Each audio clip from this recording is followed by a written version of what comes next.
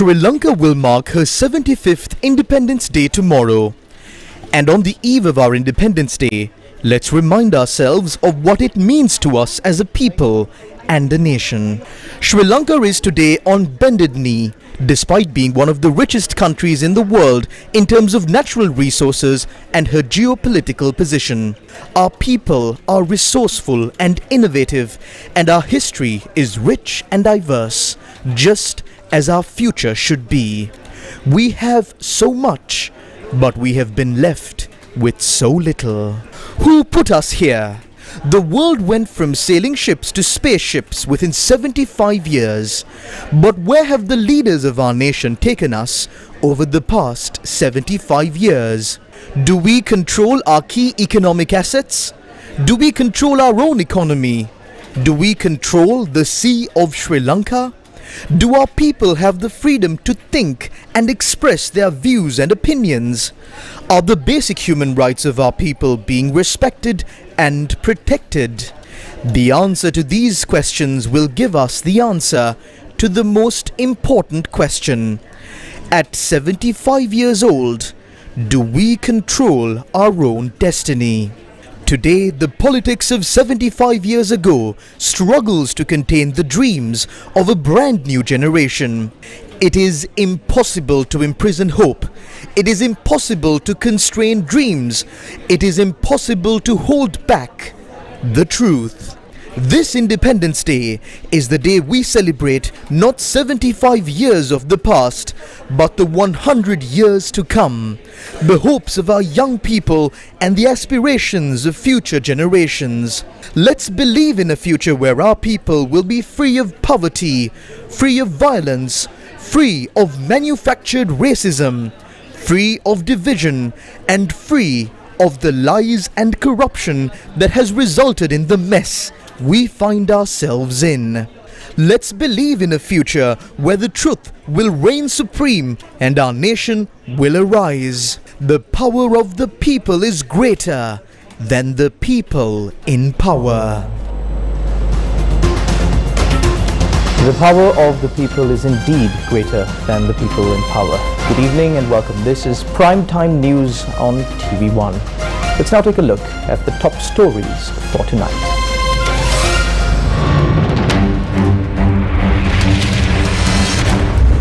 The remains of His Grace, Most Reverend Dr. Oswald Gomez in Colombo for public respect.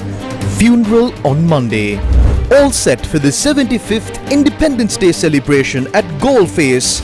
Court order prevents unauthorized entry to Galle-Face and surrounding areas. CEB takes back assurance given to Supreme Court on suspending power cuts. 2 members of the Public Utilities Commission resign.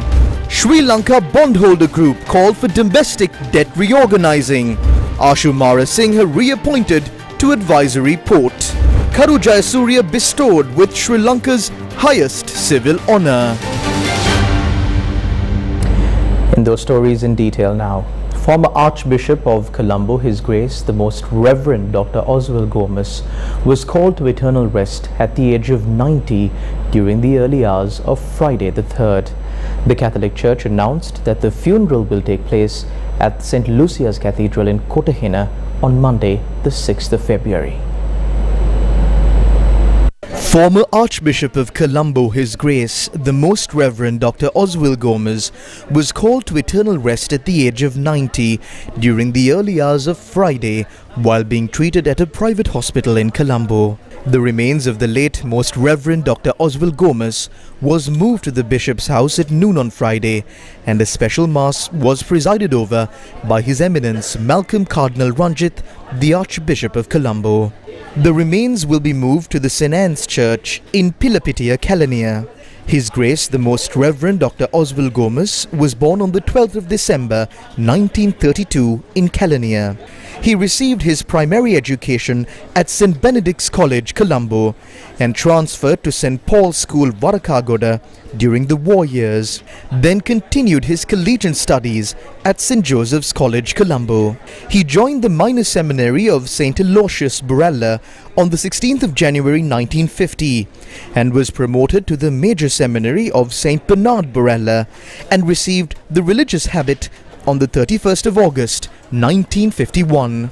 He completed his theological studies at the National Seminary in Kandy and was ordained as a priest at St. Lucia's Cathedral, Kotahena on the 3rd of February 1958 by His Eminence Thomas Cardinal Curé, the Archbishop at the time. On the 6th of July 2002, he was appointed as the Archbishop of Colombo. His Grace, the Most Reverend Dr. Oswald Gomez, was instrumental in founding a number of schools and colleges in the country. He holds a MA in Education from the Adamson University in Philippines and was conferred a PhD by the Fu Jen University in recognition of services rendered in the field of social communications and education in Asia. His Grace the Most Reverend Dr. Oswald Gomez also made great contributions to literature and served as the Chancellor of the University of Colombo from 2001 to 2021. On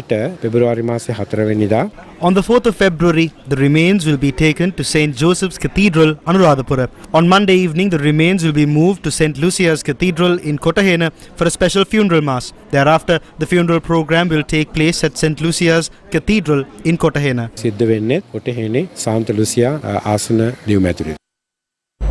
All is set for the 75th Independence Day celebrations tomorrow. The final rehearsal for the 75th Independence Day celebration took place today. The final preparations for the 75th Independence Day celebration at the cost of 200 million rupees were done on Friday. The final rehearsal took place in Galface on Friday morning in the presence of Defence Secretary Retired General Kamal Gunaratne. School students were also involved in the program. A heavy security program was in place in the Colombo city ahead of the 75th Independence Day celebration.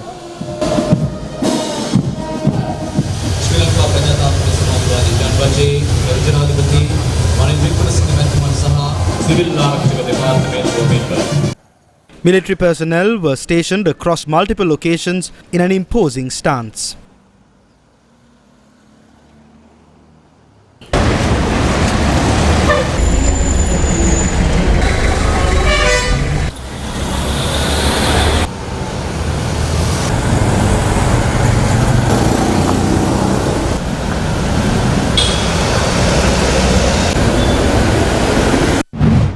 The citizens' movement against bribery, corruption and waste obtained the Independence Day cost estimate from the Ministry of Public Administration via a right to information request. We obtained this report with the greatest difficulty. We have been given a summary of expenses. The Ministry of Buddha Sasana and Religious Affairs, 40 million rupees. Education Ministry, 5.8 million. Ministry of Public Administration, Home Affairs, Local Government and Provincial Councils, 55 million rupees. The Department of Government Industries, 39 million rupees. The National Water Supply and Drainage Board, 2 million rupees. Ceylon Electricity Board, 21 million rupees. The total is 162.8 million rupees. In addition, there is a summary cost for the Ministry of Public Administration and Home Affairs. On the 2nd of February 2023, they have spent 14 million on mobile restrooms. The people do not have access to medicine, food and electricity. In the midst of all of this, the government is looting from toilets as well. These expenses are from a month ago. The people of this country have been forced to beg on the streets to buy food, clothing and education material for their children. Who gave this president and the government the power to waste money like this? A ruler who has no acceptance from the public and has no mandate is placing security around Colombo to celebrate independence. What is this independence? Court has issued an order preventing all unauthorized personnel from entering Galface Green and its surrounding areas from Friday the 3rd evening until the conclusion of the 75th Independence Day celebrations. The order was issued by Fort Magistrate Thilina Gamage after considering a request made by the Fort Police. Sri Lanka Police had noted that many local and international dignitaries are expected to attend the 75th Independence Day celebrations, and the presence of unauthorized personnel could pose a threat to them and the celebrations as well.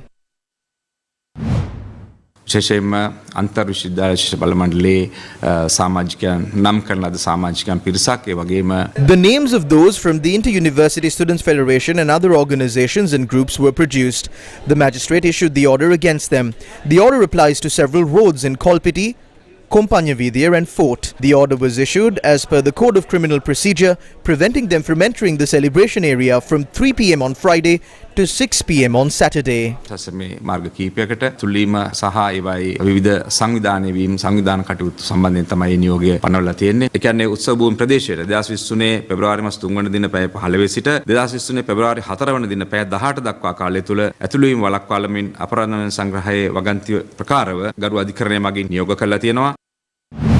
A satyagraha was launched opposite the Elphinstone Theatre against the government spending massive amounts of money for the celebration of the 75th Independence Day, at a time when the country is facing a severe economic crisis. The satyagraha was titled The Satyagraha of Freedom, and it was launched by civil organizations and activists of the Galle Face struggle.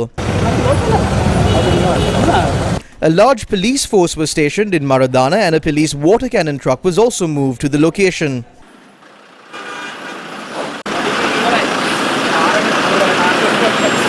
මෙරටේ මිනිස්සුන්ගේ නිදහස අහිමි කරපු Ranil Wickremesinghe, who deprived Sri Lankans of their freedom, is now spending millions of rupees to celebrate the Independence Day at Galle Face. The government is celebrating Independence Day without allowing members of the general public to attend the celebrations, and after getting court orders against any activist who would take to the streets. What kind of a joke is this? At a time when the people's freedom have been reduced to zero, how is the Ranil Rajapaksa government celebrating Independence Day?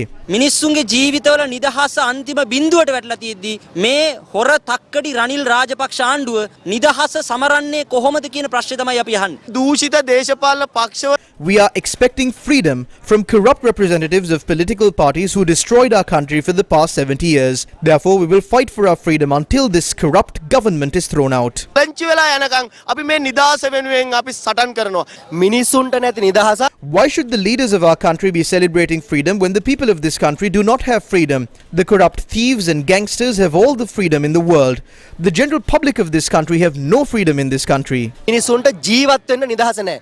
The satyagraha for freedom will be carried out until 3:30 p.m. on Saturday, the 4th of February.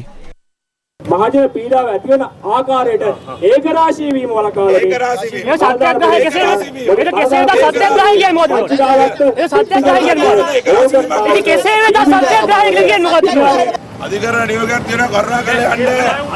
A tense situation arose earlier this evening when Sri Lanka police requested those engaged in the satyagraha to vacate the premises. මාර්ගේ පෙරපාලි යන්න එපා කියලා තියෙන්නේ මුලචේදේ. නෑ ඒක රාශි වෙන්න එපා කියලා නෑ.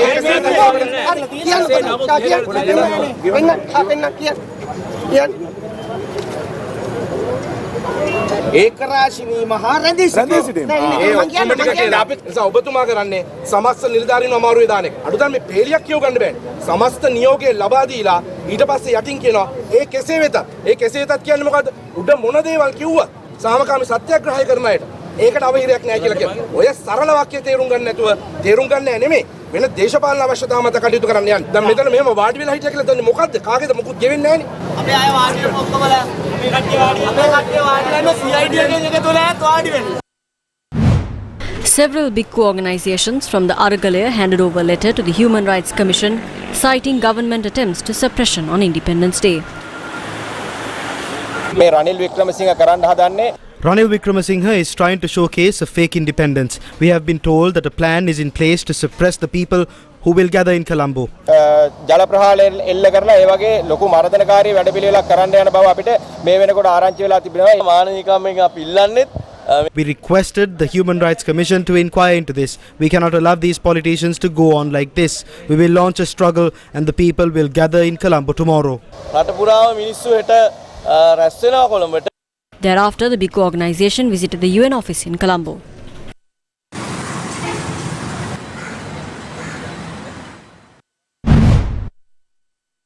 Footage of Sri Lanka police attempting to take away the placards held by two young girls protesting in Colombo is making its rounds on social media. The two girls claim that though Sri Lanka must celebrate its 75th independence, it must put an end to the corrupt political culture. They also questioned if the true sense of independence is being experienced by the people.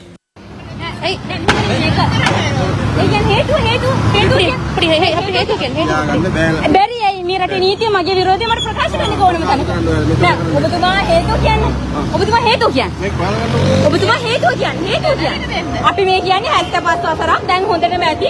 දැන්වත් නිදහස් වෙමු. මේක නිදහස් උත්සවය අර හිටින් අපි ඉන්නේ මෙහි. ඔයාලා යන්න කරුණා කරලා. මොකක්ද ඔෆිස් මට හේතුව කියන්නේ? යන්න කියන්නේ හේතුව නීතිය. රාජ්‍ය උත්සවයේ කිට්ටුවේ නෙමෙයි අපි ඉන්නේ මෙහි.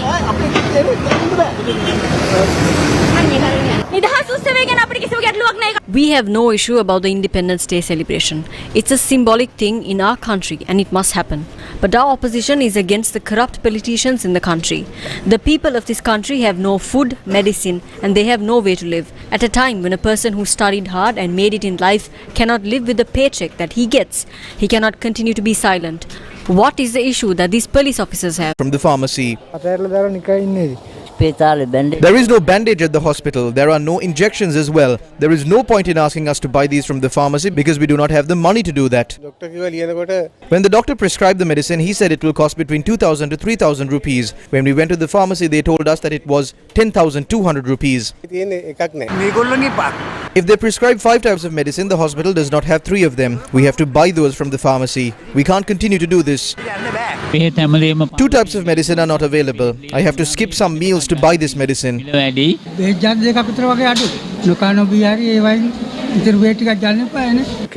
There is no medicine at the cancer ward. They prescribe the medicine and ask us to purchase it privately. One medicine costs between 5,000 to 5,400 rupees.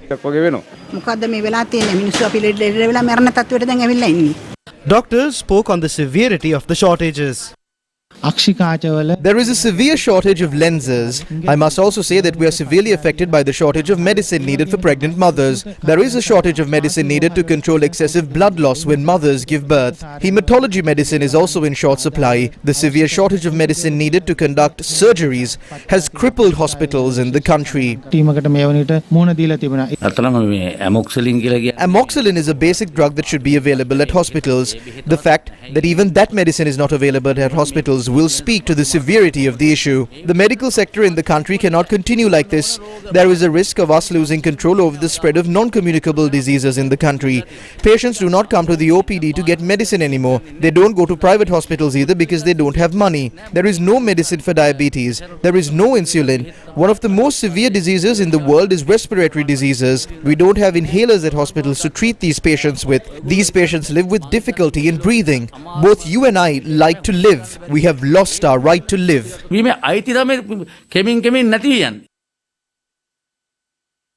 The Electricity Board informed the Supreme Court on Friday that it would be withdrawing the assurance that it gave to refrain from imposing power cuts until the contempt of court application filed by the Human Rights Commission of Sri Lanka is taken up for consideration and the matter is concluded. The matter was taken up in the presence of Justices Gamini Amarasekara, Kumuduni Vikramasinghe and Shiran Gunaratna for consideration. After the matter was closed for consideration for the day, President's Counsel Romesh De Silva noted that the assurance will be withdrawn with effect from Friday.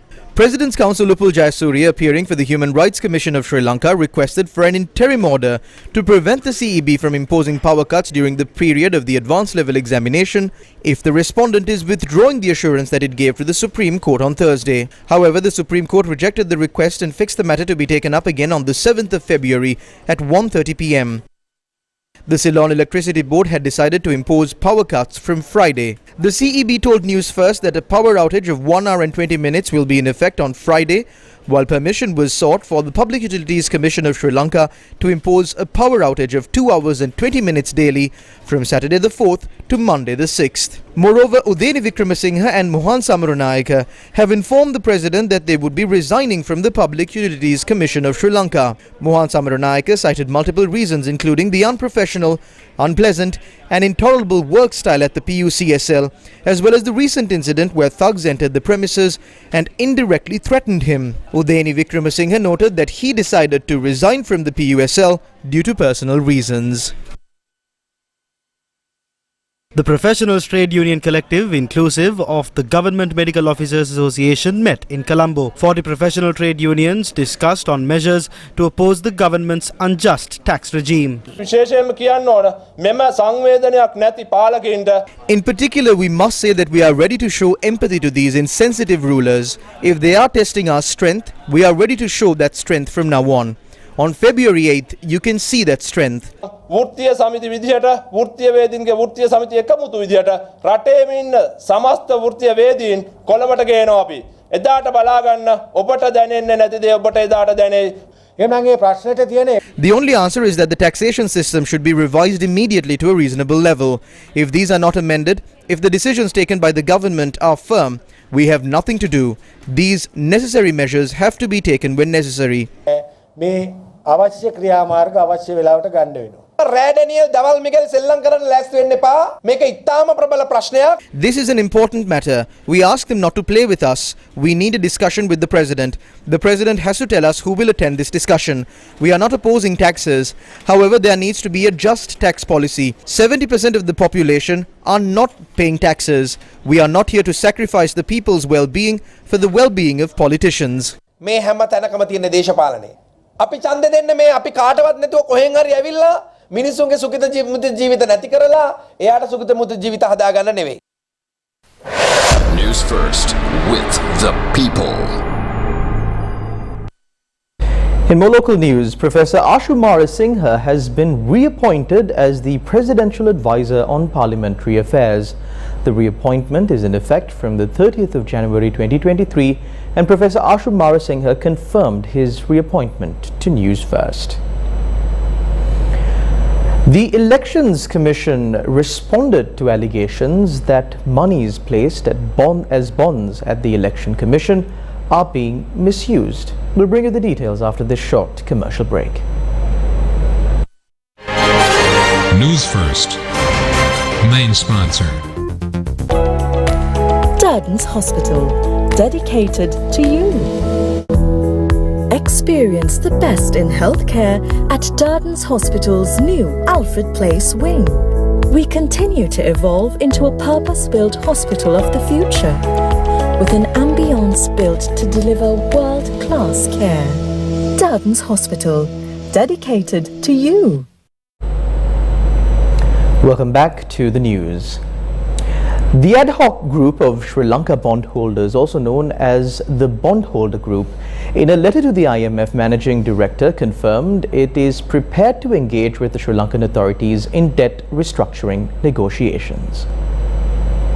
The bondholder group said the negotiations would be consistent with the parameters of an IMF program and the targets specified as the IMF program targets. The bondholder group, through its steering committee, stands ready to engage quickly and effectively with the Sri Lankan authorities to design and implement restructuring terms that would help Sri Lanka restore debt sustainability and allow the country to regain access to the international capital markets during the IMF program period. The bondholder group understands that the IMF program's debt sustainability targets are identified as reducing the ratio of public debt to GDP to 95% by 2032, limiting the central government's annual gross financing needs to GDP ratio to 13% in the period between 2027 and 2032, and central government annual foreign currency debt service at 4.5% of GDP in every year between 2027 and 2032, and closing of the external financing gap. The bondholder group noted that the finalization of an agreement will also be subject to the satisfaction of the following conditions. The central government's domestic debt, defined as debt governed by local law, is reorganized in a manner that both ensures debt sustainability and safeguards financial stability. The letter added, domestic gross financing should therefore be limited at 8.5% of GDP for the period 2027 to 2032. The bondholder group be given an opportunity to express its views on both the economic assumptions underpinning these IMF program targets and the adequacy and feasibility of the adjustment efforts contemplated under the IMF program. The letter noted that it is the bondholder group's intention to take into consideration the extent to which the economic assumptions and the adjustment efforts are consistent with these views. ඕන් කියලා කියන්නේ අපි විතරක් නෙමෙයි ණය දීලා තියෙන දේශීය ණය හිමියෝ අර්ථ සාධක අරමුදල ශ්‍රී ලංකාවේ බැංකු අනිත් ආයතන. They have informed that the domestic debt, including the EPF, local banks and other institutions, need to be restructured. The main issue here is how are we going to do that? When we repeatedly highlighted this matter, the government said domestic debt restructuring is not necessary. Certain alternative groups that are trying to form government do not even want to use the word debt restructuring. The reality is different. If we are restructuring domestic debt, how are we going to do that? There is no requirement for a haircut. This is the elephant in the room. We can only decide on how to curtail government spending if we understand what costs the government the most. This is a complex and technical matter. The government will have to open talks on this matter and present their position on this. එහෙම අවශ්‍යතාවයක් නැහැ. මේක තමයි අපි කියන්නේ elephant in the room. මොකද රජයේ වියදම් කොච්චර දුරට අඩු කරගන්න පුළුවන්ද කියන එක අත වශයෙන්ම තීරණය කරන්න වෙන්නේ රජයේ ලොකුම වියදම මොකක්ද කියන එක පිළිබඳව හොඳ අවබෝධයක් ලබා ගත්තොත් පමණයි.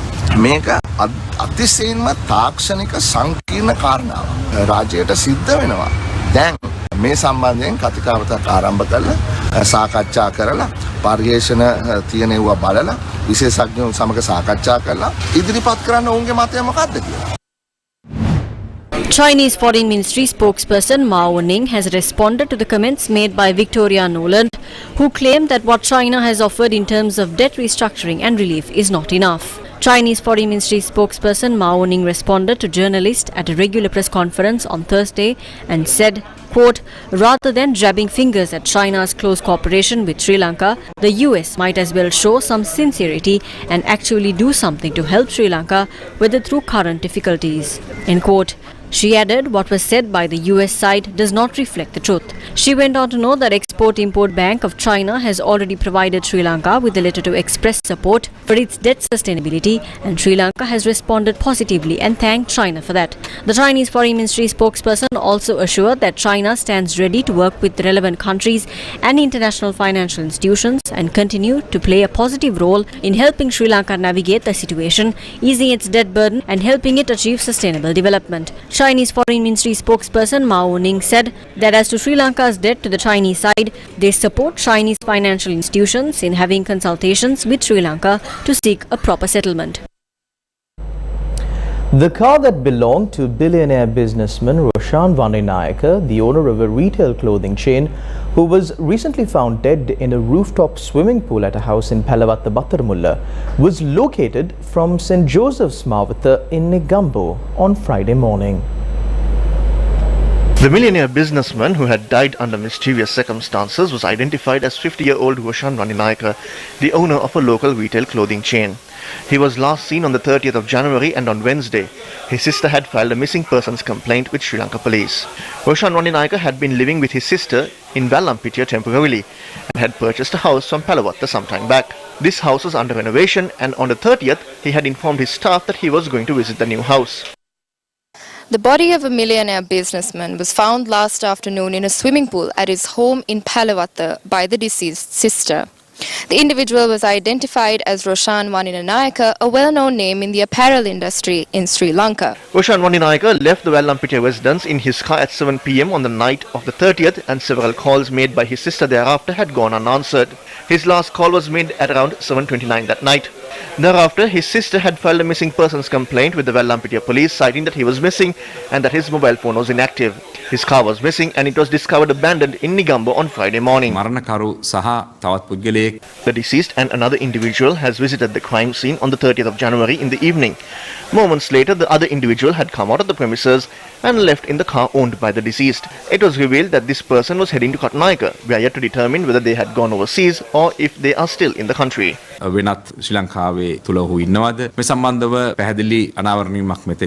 Information has come to light that the credit cards of the deceased businessman were used to reserve 2 air tickets. Sri Lanka police said the post-mortem examination was postponed to Monday. In addition, Sri Lanka police is yet to make an arrest over the murder of Colombo-based businessman Dinesh Shafter, who was found dead on the 15th of December last year. The chief incumbent of the Mihintale Raja Mahaviharaya, Venerable Valava Hengunuvave Dhammaratana Thera, revealed that the security forces personnel who were assigned for various activities at the historic temple have been removed without any advance notice. මේ පූජා භූමිය තුල අකර දහස් ගණක් තියෙනවා. පූජනීය වස්තුන් තියෙනවා. ලංකාවේ පළවෙනි සිද්ධාස්ත. These sacred grounds span across hundreds of acres, and this is the first temple in the country. This is where the Mihidu Mahasaya was built. However, it was built with the labour from the Sri Lanka Army, Civil Defence Force and the Sri Lanka Navy. The wall around the boatry was built using the funds of the devotees, and it was constructed by the forces. Even during the war, security was provided. Therefore, I request for the reason for removing the 3 armed forces personnel and police officers from these sacred grounds be revealed. The armed forces do not belong to you. They are here to protect the people. This is a national heritage. කරන්න හේතුව කියන්නේ ත්‍රිවිධ හමුදාව ඔහෙලාගේ නෙවෙයි පොලිසිය ඔහෙලාගේ නෙවෙයි civil ආර්ථ බලකාත් ඔහෙලාගේ නෙවෙයි මේ රටේ ජනතාව වෙනුවෙන් ඉන්නේ මේක මගේ දෙයක් නෙවෙයි මේක ලෝක උරුමයක් ජාති උරුමයක්. Newsfirst correspondent said that the armed forces personnel, police officers and civil security force personnel who were assigned for the construction and security of the premises returned in the evening.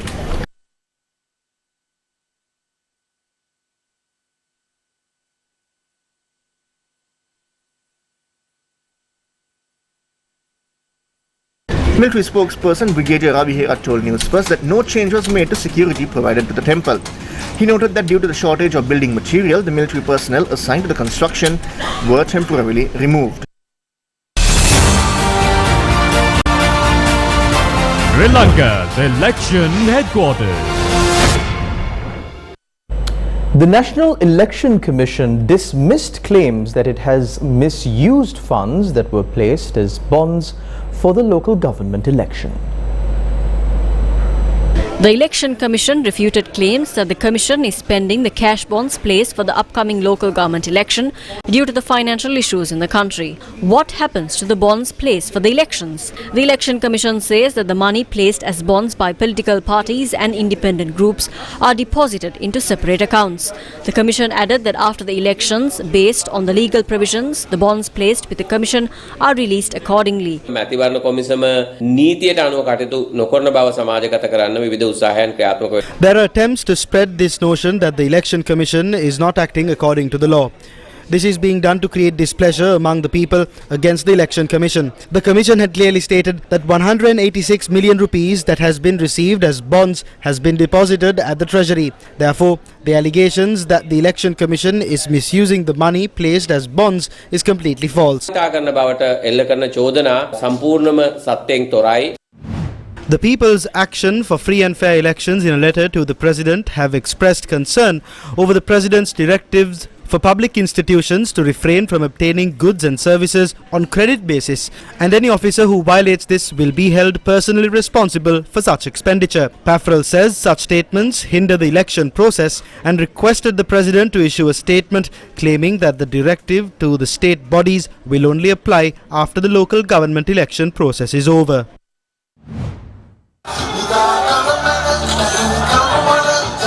Sajith Premadasa, the opposition leader, emphasizes that a separate management authority will be established under his control to recover the looted resources. The opposition leader said this while joining a public meeting held in Dambulla.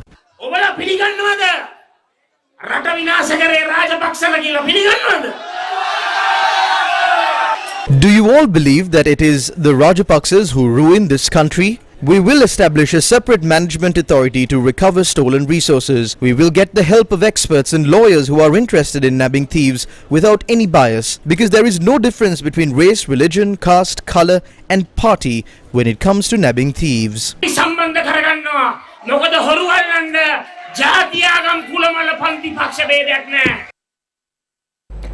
Former Speaker and renowned politician Karu Jayasuriya received the Srilankanbeauty Honorary Award in Colombo. Former Speaker and renowned politician Karu Jayasuriya received the Srilankanbeauty Honorary Award at a ceremony held at the President's residence in Colombo. The once-in-a-lifetime Srilankanbeauty Honorary Award is the highest national award given by the government of Sri Lanka to a Sri Lankan citizen. Karu Jayasuriya served as the mayor of Colombo from 1997 to 1999. Deshabandhu Karu Jayasuriya represented Parliament from the Gampaha district and became the 20th Speaker of Parliament in 2020.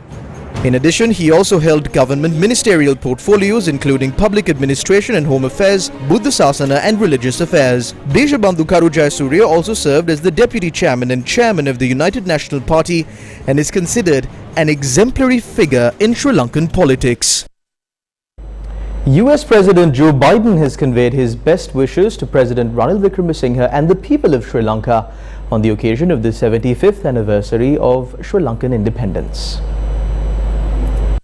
The communication from President Biden was handed over to President Wickremesinghe by the US Undersecretary for Political Affairs Victoria Nuland when she called on President Wickremesinghe on Wednesday at the President's office. US President Joe Biden had stated that he looks forward to strengthening and deepening the bilateral friendship even further and together continuing to advance the shared values and vision for a peaceful, prosperous and secure future for the people of the two countries. He pointed out that this milestone independence anniversary coincides with the 75 years of diplomatic relations between the US and Sri Lanka. President Biden acknowledged that the long-standing partnership has helped to advance peace and prosperity across the region and globally. The US President recalled that both nations, throughout their shared history, have tackled formidable global challenges, including the combating of climate change, addressing the scourge of human trafficking, and maintaining a secure, free and open Indo-Pacific. The President's media division said President Biden pointed out that bilateral trade and economic ties have been strengthened and deepened, and that Sri Lanka and the US as democracies have always been stronger when standing together while being united in a shared commitment to freedom, opportunity and equality. Tomorrow, Sri Lanka will celebrate its 75th Independence Day. For Sri Lanka, gaining independence from the British was a result of countless sacrifices. Conspiracies, betrayals and deceptions were a part of our struggle for independence.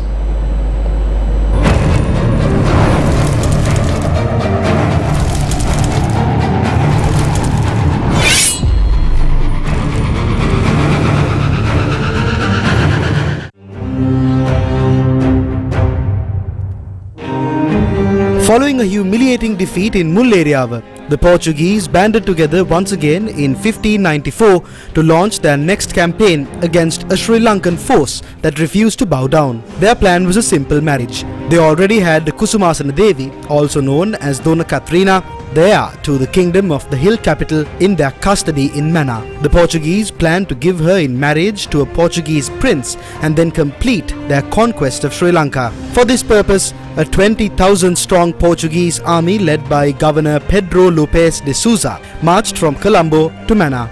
On the 5th of January 1594, they conquered Kandy and King Vimaladharma Surya strategically retreated. The Portuguese reign of Kandy was short-lived as the Sri Lankan force killed many of them in unexpected guerrilla-style attacks. The remaining Portuguese army was crushed completely by the forces led by King Vimaladharma Surya.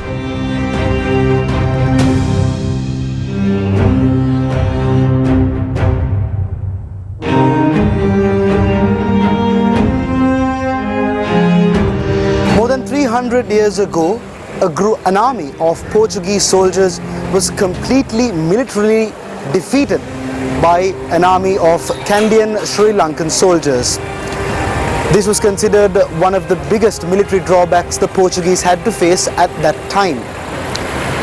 However, today, this location is a small town. However, many believe that the paddy fields that spread besides this town and the boatry at the historic Danture Rajamaha Vihara can be considered as evidence or landmarks to this incident.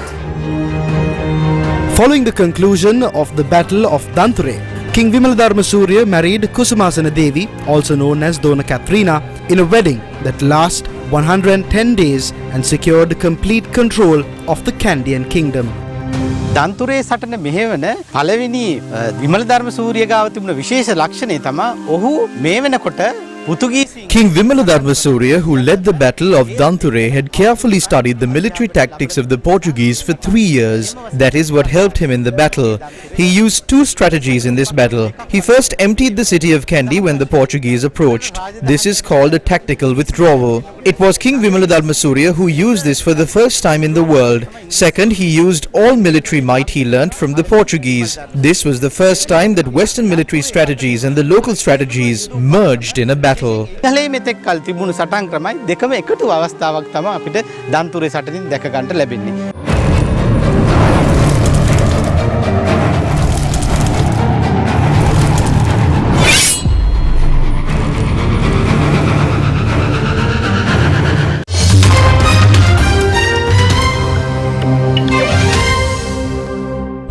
The US is tracking a suspected Chinese surveillance balloon that has been spotted flying over sensitive sites in recent days. US defense officials stated that they were confident the high-altitude surveillance balloon belonged to China. It was most recently seen above the western state of Montana. The military decided against shooting it down in case debris falls. China warned against speculation and hype until the facts are verified. US officials said the object flew over Alaska's Aleutian Islands and through Canada before appearing over the city of Billings in Montana on Wednesday. A senior defense official said the government prepared fighter jets, including F-22s, in case the White House ordered the object to be shot down. And that's a wrap of Primetime News on TV1 for tonight. To follow details of these stories and more, you can log on to our award-winning website, www.newsfirst.lk. I'm Charlene Benedict for the News First. Take care. God bless.